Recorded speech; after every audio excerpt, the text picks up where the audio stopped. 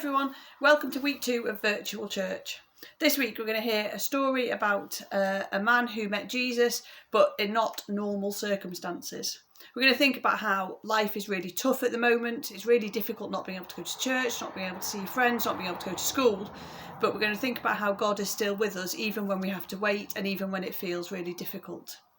So our story today comes from John's Gospel and it comes from chapter 11, and it's quite long if you read it in a big Bible, but in my children's Bible it's quite a reasonable length.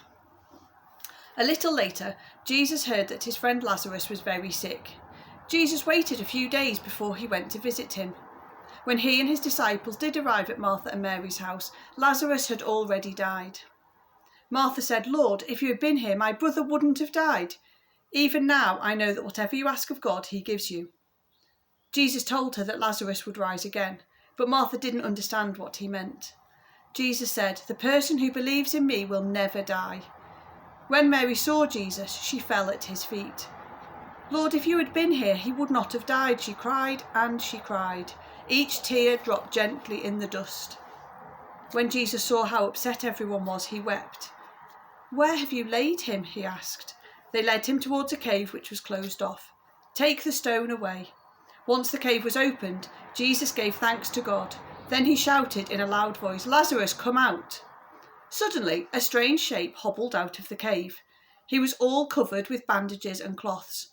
"Unbind him and let him go," Jesus said. Mary and Martha rushed forward. They hardly dared to hope that inside the white cloths Lazarus could be alive. When they had unwrapped him, the crowd cried out. There was even more weeping than before. It was Lazarus, and he was alive. The three thanked Jesus. So I'm going to send you some things to do. So there's a game you can play to think about how long a minute is, to think about how difficult it can be waiting. We're getting good at waiting, aren't we? Because we can't do anything at the moment. We can't go anywhere at the moment. But if you can manage to catch a minute, if you can manage to time a minute in your head, then well done. And it's a game you can play all together. I've also sent you some questions to think about this story. And the questions I've asked you are, how do you think Mary and Martha were feeling because Jesus hadn't come to be with them?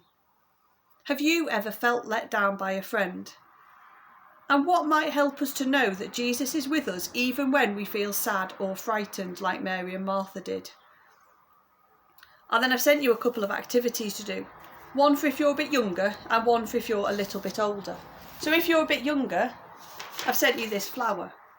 And on each of the petals, I'm going to suggest you write something that makes you feel sad or frightened. And in the middle, just write the words, "Jesus is there." And then you can look at this and remember that Jesus is with you, even when you're feeling a bit sad or a bit frightened.